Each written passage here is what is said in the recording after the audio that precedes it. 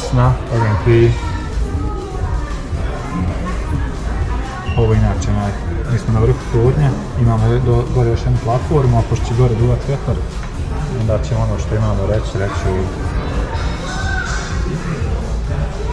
počnu luku. Šta si rekao, ovo brdo? Šuta. Napravljeno je od šute koja je od srušenog grada poslije drugog svjetskog rata, znači. I to sam tu izvozio grada, i tu je danas je stopilo s gradom. To je jedan od najvećih parkova danas u Minhenu. Da, uglavnom mi smo sad na tom poznatom Minhenskom tornju. Na 185 metara iznad zemlje. Da.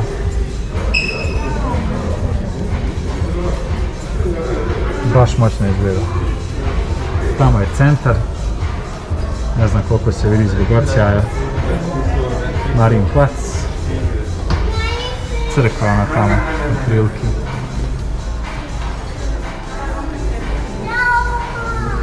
Da, inače oko Minhena samo ravno, ništa, ravnica.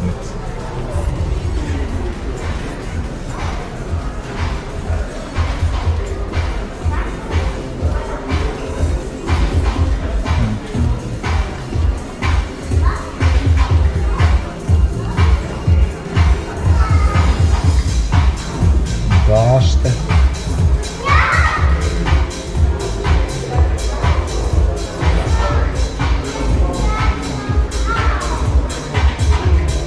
Sad kako smo Luka i Jovana objasnili, ovdje je veliko ovo zeleno, ne znam koliko se vidi. Veliki park. Engleska bašta, engleski park, English Garden, ja. Ovo je ovdje BMW, tamo vidite, to je isto ogroman.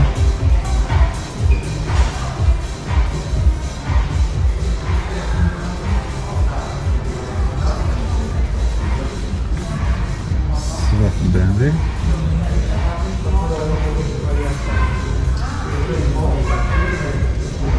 Znači grad je zapravo vamo na ovu stranu skroz. Taj centar, ako se može tako nazvati tamo. Tako, s ove tamo strane nema puno. Ovo je sjever. A mi smo inače došli, eno tamo Allianz Arena u Berlinu.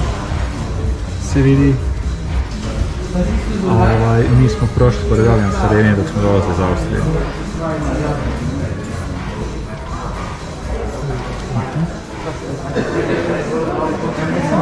Napravimo krug pa ćemo... Da. Vamo na ovu stranu i nema toliko grada. Zatvorno.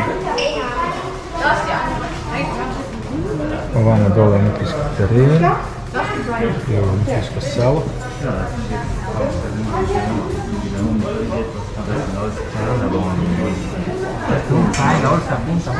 Olimpijsko selo, klinski teren, sve olimpijade Minhen.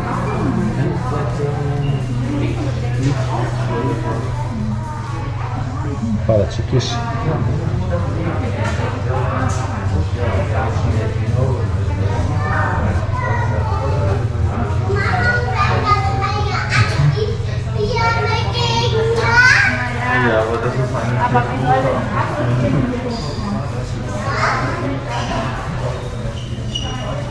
Stadion.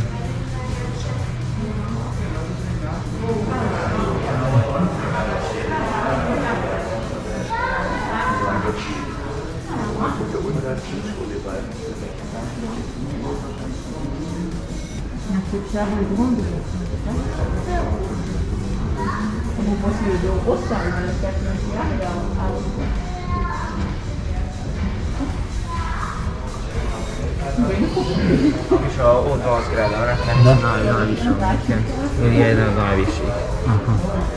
Znači jedna jedina moderna visoka zgrada. Inače, Do sada je bilo zabranjeno grad preko 100 metara visine. iznenadio sam se da nema visokih zgrada u Minhenu. Zato što je, sad razumiješ, mislim, Frauenkirchen je oko 100 metara visine. Dobro. I bilo je zabranjeno do 2017. grad preko te visine. visine Frauenkirchen.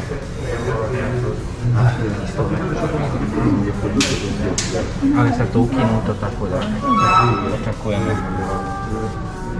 Novi grad.